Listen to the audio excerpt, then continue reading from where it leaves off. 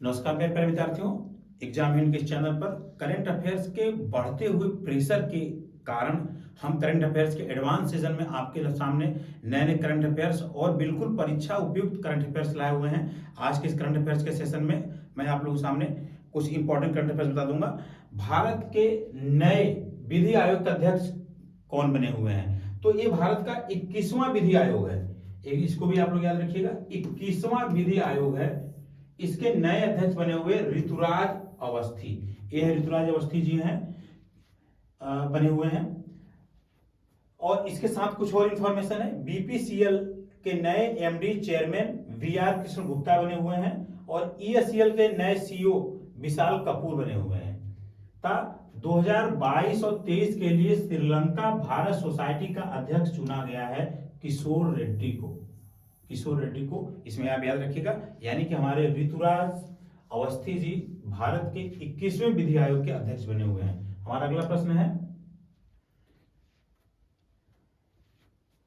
किसे यूके के royal order of merit से सम्मानित किया गया है? यूके यूनाइटेड किंगडम का एक बड़ा ही महत्वपूर्ण सम्मानजनक पोस्ट होता है रॉयल, जो कि रॉयल फैमिली द्वारा, राजा के द्वारा दिया जाता है। तो यह सम्मान दिया गया है रॉयल ऑर्डर ऑफ मेरिट। यह सम्मान दिया है वेंकी रामकृष्ण को दिया गया है। रामकृष्ण को ब्रिटेन के महाराजा चार्ल्स तृतीय ने ऑर्डर ऑफ मेरिट के सम्मान से दिया गया है। यह जो सम्मान दिया जाता है, ये सशस्त्र बलों में विज्ञान, कला और साहित्य के शांतिपूर्वक प्रचार करने के क्षेत्र में दिया जाता है। अगला प्रश्न है हमारा, भारतीय रेलवे ने कितने प्रतिशत ब्रॉडगेज रेल नेटवर्क का विद्युतीकरण किया है? भारतीय रेलवे का जो ब्रॉडगेज होता है, मेन लाइन होता है, इसका कितना विद्युतीकरण किया? क्योंकि भारत सरकार ने जितनी भी रेलवे लाइनें हैं इन सबका विद्युतीकरण कर दिया, क्योंकि डीजल इंजन खत्म कर दिए हैं। यहाँ तक कि जो बनारस में, वाराणसी में डीजल रेलवे कारखाना था, अब उसको इलेक्ट्रिक रेलवे कारखाने में तब्दील कर दिया गया है। बहुत ही महत्वपूर्ण प्रश्न पूछा जाता है कि डीजल रेलवे कारखाना इंडिया में कहाँ है? तो यह वाराणसी में है। अब यह बदल दिया जा रहा है। इसके तहत भारत ने लगभग 82% का विद्युतीकरण कर दिया गया है। रेलवे मंत्रालय के अनुसार अब तक 82% तक के नेटवर्क का इलेक्ट्रिफिकेशन हो चुका है तथा 2022 तक यह लगभग 1223 रूट किलोमीटर हो जाएगा। इस योजना के लिए न केवल बेहतर ऊर्जा का उपयोग होगा, उत्पादन बढ़ेगा, यानी कि ईंधन के में खपत भी आएगी। अगला प्रश्न है हमारा, भारतीय सेना ने किस राज्य में बोलंग मेले का आयोजन किया गया है? बड़ा महत्वपूर्ण प्रश्न है। कुछ प्रश्न हम रिपीट भी कर देते हैं कभी कभी, क्योंकि प्रश्नों की महत्वपूर्णता को देखते हुए हम उसको रिपीट कर देते हैं। तो बोलोंग मेला जो है अरुणाचल प्रदेश में भारतीय सेना द्वारा आयोजित किया गया। और अरुणाचल प्रदेश से कुछ और जानकारियां, पूर्वोत्तर भारत का पहला एक्वा पार्क अरुणाचल प्रदेश में स्थापित किया जाएगा। अरुणाचल प्रदेश में कुंड लोहित नदी पर भगवान परशुराम की 51 फीट की लंबी ऊंची प्रतिमा बनाई गई है। कुंड लोहित नदी, ये याद रखिएगा। और अरुणाचल प्रदेश की बात करें तो इस बार 2022 में जीएसटी राजस्व कलेक्शन में अरुणाचल प्रदेश का स्थान शीर्ष पे रहा है। हमारा अगला प्रश्न है,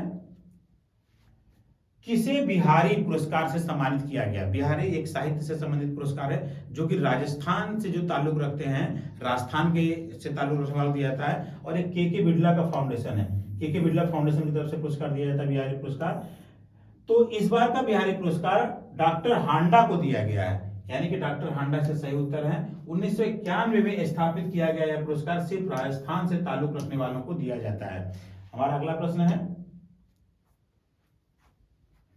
इंडियन यूनिवर्सिटी गेम्स की मेजबानी कौन करेगा? इंडियन यूनिवर्सिटी गेम, यानी कि भारत जितनी यूनिवर्सिटी है इन सबका एक गेम्स होता है। वीडियो को आगे बढ़ने से पहले आप लोग चैनल को सब्सक्राइब कर लीजिएगा तथा कमेंट बॉक्स में अपने द्वारा अपनी समस्याओं को हमें बताइए, हम उसके अनुरूप उसका समाधान स्वरूप वीडियो बनाएंगे।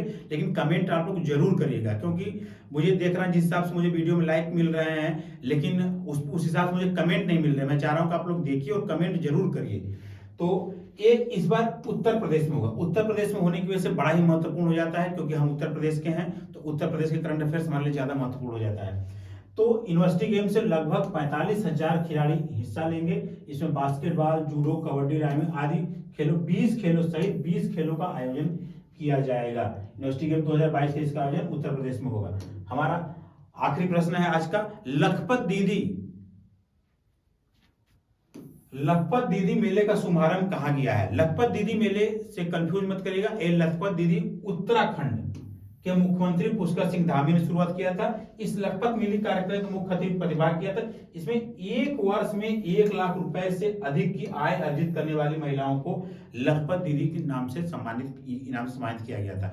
उत्तराखंड का स्थापना दिवस आप लोगों को कमेंट बॉक्स में बताइएगा, क्योंकि बड़ा ही महत्वपूर्ण प्रश्न है। पिछले साल एसएससी जीडी में और अन्य प्रतियोगी परीक्षाओं में अक्सर पूछा जाता है। वीडियो को पसंद करके लाइक जरूर करिएगा। धन्यवाद।